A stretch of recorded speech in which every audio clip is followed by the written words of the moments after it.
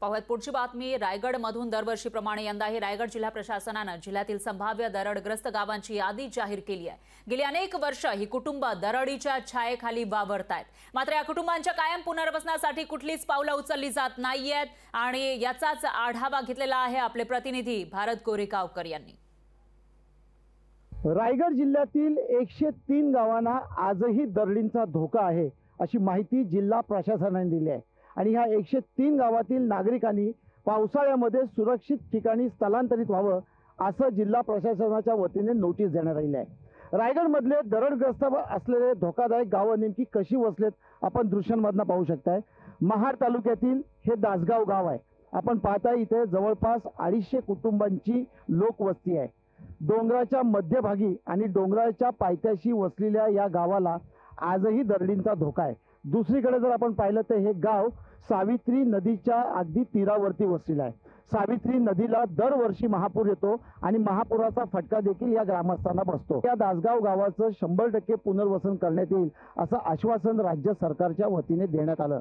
मात्र आजपर्यंत 2005 साली जे जमीनदोस्त झालेले 34 घर आहेत त्यांचं देखील 100% पुनर्वसन झालं नसल्याने या गावाचं पुनर्वसन शासन करेल की नाही अशा पद्धतीचा प्रश्न येथील नागरिकांच्या मनात निर्माण झाला आहे आणि त्यामुळे येथील नागरिक इथून सरकारच्या भरोशावरती बाहेर पडायला तयार नाहीत। जवळपास 19 वर्षात येथील नागरिकांना स्थलांतर करण्यात प्रशासनाला यश आलं नाही। तर 4 महिन्याच्या पावसाळ्यासाठी नेमकं प्रशासन कुठे नेऊन ठेवल हा विश्वास नसल्यामुळे नागरिक आजही जीव मुठीत धरून या ठिकाणी जगत आहेत। व्हिडिओ जर्नलिस्ट ओम गोरेगावकर सह भारत गोरेगावकर, लोकशाही मराठी, रायगड। पुनर्वसनचं म्हटलं तर अजून काहीकांची जी पुनर्वसन केलेलं आहे त्यांची सुद्धा अजून घरं तयार नाही आहेत। तर मग प्रश्न पडतो की तिथे जाऊन आम्ही तरी करणार काय, खाणार काय?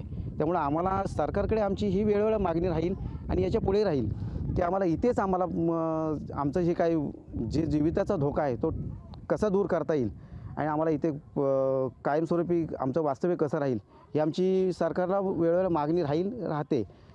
आम्हाला पाऊस आला की शासनाकडून नोटीस मिळतात आम्हाला की जेणेकरून तुम्ही हे गाव खाली करा, कुठेतरी चांगल्या ठिकाणी स्थलांतरित राहा। परंतु कुठे जाणार आम्ही, खाणार काय याकडे सरकारने जर लक्ष दिलं तर नक्कीच आमचं सुजलाम सुफलाम गाव होईल।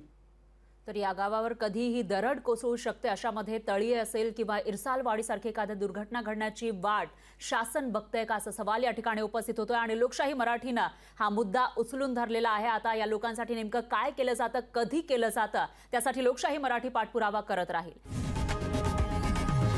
लोकशाही मराठी ऐका, पहा, जागरूक रहा।